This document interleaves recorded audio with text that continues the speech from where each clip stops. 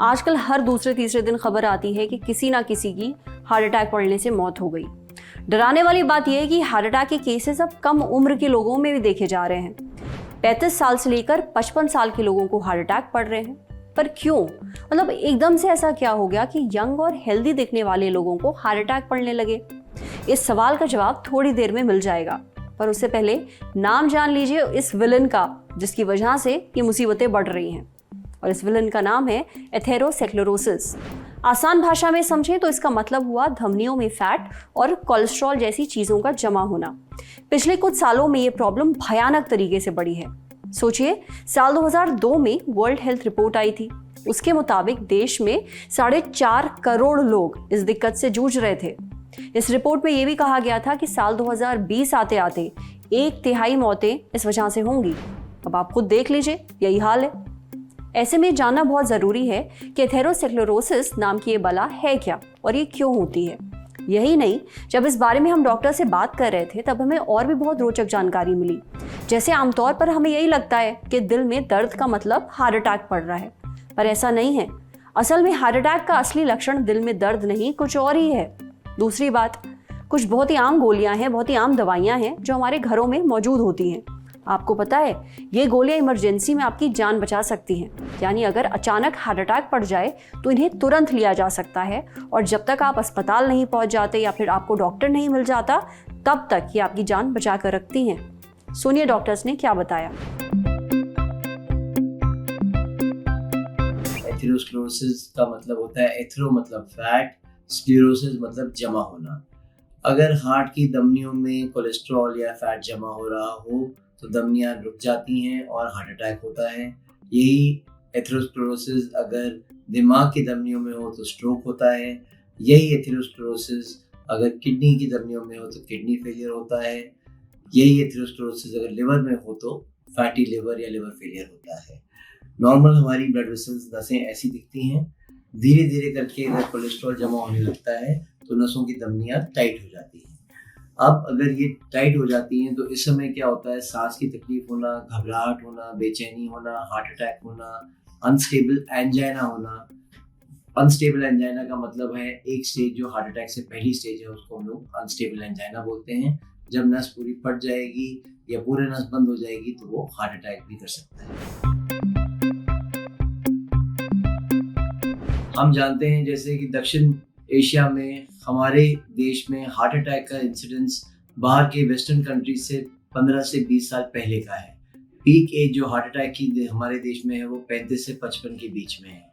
ये क्यों हो रही है ऐसे? डाइट एक मेजर फैक्टर है। अगर डाइट आपकी जो है बहुत ज़्यादा कार्बोहाइड्रेट रिच है, बहुत ज़्यादा फैट है डाइट के अंदर, और डाइट में जैसे फास्ट फूड बहुत ज़्यादा है, पिज़्ज़ा, पास्ता, बर्गर, समोसा, चाट, कचौड़ी, दही बल्ला, पापड़ी, तो ये सब चीज़ें जो हैं जो हमारे हार्ट की धमनियों में, और रिफाइंड कोलेस्ट्रॉल ज़्यादा है तो वो धमनियों को रुकावट दे सकती है। दूसरा, स्मोकिंग एक रिस्क फैक्टर है। पोल्यूशन या प्रदूषण एक मेजर रिस्क फैक्टर है। शुगर एक बहुत बड़ा रिस्क फैक्टर है एथेरोस्क्लेरोसिस का, कि शुगर की वजह से जो चर्बी सॉफ्ट होती है वो बिल्कुल पत्थर जैसी हार्ड हो जाती है, और उसको जो है पार करना या दवाई के द्वारा घोलना और कठिन हो जाता है। उसके अलावा रिस्क फैक्टर है सेडेंटरी लाइफस्टाइल। अगर व्यायाम नहीं होना, एक्सरसाइज नहीं होना, तो उसमें भी जो है धमनियों में कोलेस्ट्रॉल जमा हो जाता है। और चौथा और आखिरी फैक्टर है स्ट्रेस का। Stress, lack of sleep, heart की गति बड़ी हुई हार्ट की गति होना, तो ये सारे फैक्टर जो आपकी नस की धमनियों में कोलेस्ट्रॉल जमा करके वो उसको ब्लॉक कर सकते हैं। अगर एथेरोस्क्लेरोसिस की वजह से हार्ट अटैक हो सकता है। हार्ट अटैक में इंसान को छाती में भारीपन होगा। कोई इंसान मेरे को बोले आके कि यहाँ दर्द हो रहा है, यहाँ दर्द हो रहा है, वो हार्ट अटैक का दर्द नहीं होता है। हार्ट अटैक का दर्द 1 या 2 किलो का छाती पे भारीपन आएगा।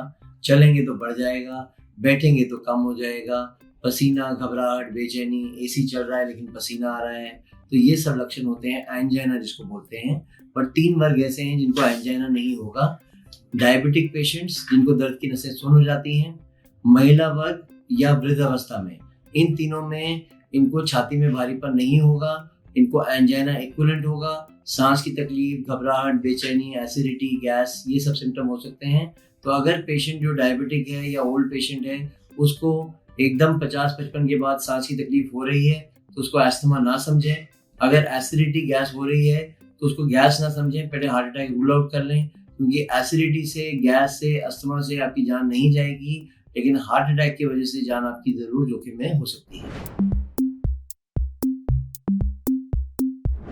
एथेरोस्क्लेरोसिस की वजह से आज बहुत ज़्यादा जानें जा रही हैं देश में। Every 7 minutes you have 2 heart attacks in the country. और जो भी ये हार्ट अटैक हो रहे हैं ये एज ग्रुप जो है 35 से 55 के बीच में है, जो कम से कम 15 से 20 साल यंग है as compare to the western population. ये जो एथेरोस्क्लेरोसिस हो रहा है या तो थिन कैप होता है या थिक कैप होता है। वृद्धावस्था में थिक कैप ब्लॉकेज होता है, यानी कैप मोटी है, स्टेबल ब्लॉकेज है। ग्रेजुअली 30% होगा ब्लॉकेज, फिर 50, फिर 70, फिर 80, फिर 90।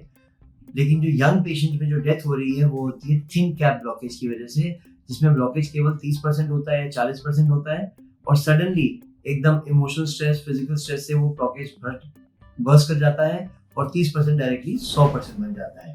अगर हम लोग देखते हैं, हमारे पास एक नई मोडालिटी है जिसको हम लोग बोलते हैं ओसीटी द्वारा हम अंदर हार्ट की धमनियों में जाके देख सकते हैं कि जो चर्बी है कितनी चर्बी जमा है, और वो चर्बी जो है आगे चल के हार्ट अटैक करेगी या नहीं करेगी, वो हार्ट की नसों के अंदर जाके हम लोग देख सकते हैं। ये इंफ्रारेड रेज के द्वारा जाते हैं और ये देखते हैं कि भाई चर्बी ये कितनी बड़ी है और कितना इसके अंदर कैल्शियम है, कितना फैट है, आगे चल के हार्ट अटैक करेगा या नहीं करेगा। इसको हम लोग ओसीटी बोलते हैं। ओसीटी, आईवस, एफएफआर, ये सब मोडालिटीज हैं जो अंदर जाके देख सकती हैं, प्रेडिक्ट कर सकती हैं कि अगर आपको एथेरोस्क्लेरोसिस है तो आपको हार्ट अटैक आगे चल के होगा या नहीं होगा, और अगर होगा तो जानलेवा होगा कि नहीं। घर में अगर आपको किसी को छाती में भारीपन हो रहा है तो 3 चीजें, एक एस्पिरिन च्यूएबल 325 मिलीग्राम की, जो गोली हमेशा चबा के लेके दी जा सकती है। अगर चबा नहीं सकते हैं तो चम्मच में घोल के दे दीजिए गोली वो। दूसरा रोजुवास्टैटिन 40 मिलीग्राम, और तीसरी गोली आती है क्लोपिडोग्रेल की 4 गोलियां 75 मिलीग्राम की। इन तीनों को बोलते हैं लोडिंग डोज। एक 500 रुपए का नोट या एक क्रेडिट कार्ड आपकी जेब में आपकी जान नहीं बचाएगा, पर अगर ये 3 गोलियां हैं तो ये आपकी जान, आपके फ्रेंड की जान, आपके परिवार की जान बचाने में सक्षम है। एस्पिरिन 22% डेथ रेट को कम करता है। ये तीनों दवाइयां मिला के 45% आपकी डेथ रेट को कम करती है। जब आप हॉस्पिटल पहुंच जाते हैं और एथेरोस्क्लेरोसिस की वजह से आपको हार्ट अटैक हो चुका होता है, तो हम लोग हार्ट की धमनियों में 3 तरह की एंजियोग्राफीज होती हैं। उनमें से एक होती है मिनी एंजियोग्राफी, जो कलाई के द्वारा यहाँ जाती है, यहाँ से तार जाके बैलून जाके बाजू से होते हुए कंधे तक पहुंचती है और हार्ट तक पहुंचती है। उसमें हम लोग देखते हैं कि क्या ब्लॉकेज 70% से कम है या 70% से ज्यादा है। अगर आप ध्यान से देखेंगे तो ये नॉर्मल नस है, बीच में सिकुड़ गई है। अगर इसको सिकुड़ जाती है तो इसको हम लोग बैलून से खोलते हैं और उसके बाद रास्ता बनाया जाता है, और अगर वेसल बड़ी हो तो उसमें हम लोग स्टेंट डालते हैं। जो कुछ भी करते हैं कलाई के द्वारा करते हैं। यहाँ पे आपको देखा जा रहा है जहाँ स्टेंट जा रहा है और ये नस पूरी की पूरी खुल रही है, और जो एथेरोस्क्लेरोसिस है फैट यहाँ पे कम हो रहा है और ब्लड वेसल आना फ्लो शुरू हो जाता है और हार्ट की फंक्शनिंग आपकी रिस्टोर हो जाती है। तो ये तो हो गया ट्रीटमेंट।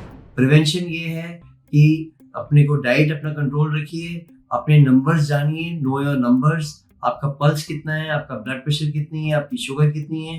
कोई भी प्रॉब्लम ओवरनाइट नहीं बनती है। ये नंबर्स जानिए और देखिए आपके ट्रिगर पॉइंट क्या है, किन वजह से ये फैक्टर्स बढ़ रहे हैं। स्मोकिंग अवॉइड करिए, ब्लड प्रेशर कंट्रोल करिए, शुगर ठीक रखिए, स्वस्थ रहिए, मस्त रहिए, व्यस्त रहिए।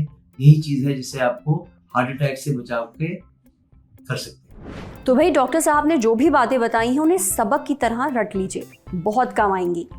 अब बढ़ते हैं सेहत के अगले सेगमेंट की तरफ, तन की बात। जानिए कुछ लोग इतने भयानक खर्राटे क्यों मारते हैं। खर्राटे कोई हंसी मजाक की बात नहीं है, ये थोड़ा सीरियस मुद्दा है।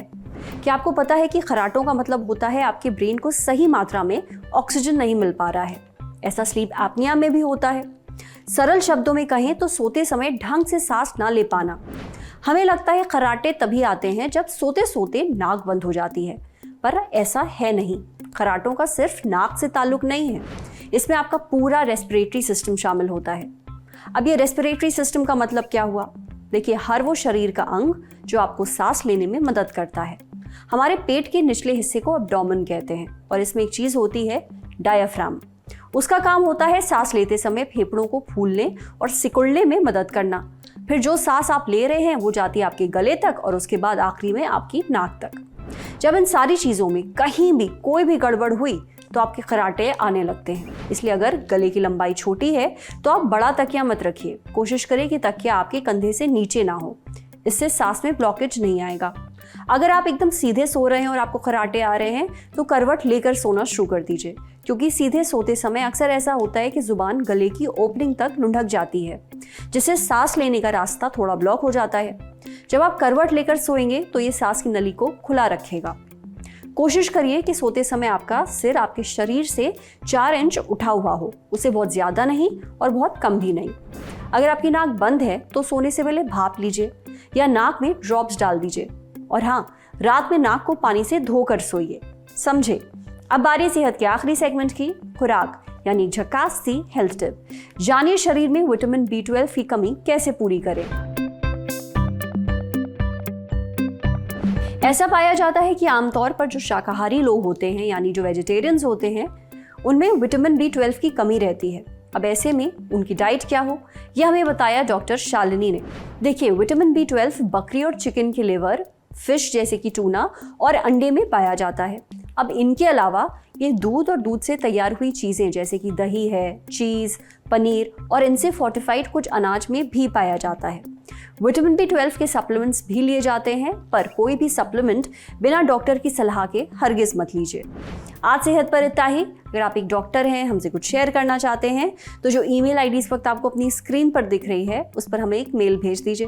ये वीडियो फेसबुक पर देख रहे हैं तो हमारे फेसबुक पेज को लाइक करिए, यूट्यूब पर देख रहे हैं तो हमारे चैनल को सब्सक्राइब करिए, बेल आइकन पर ज़रूर क्लिक कर दीजिए ताकि जब भी हम कोई नया वीडियो अपलोड करें तो उसका नोटिफिकेशन आप तक सबसे पहले पहुंचे। शुक्रिया।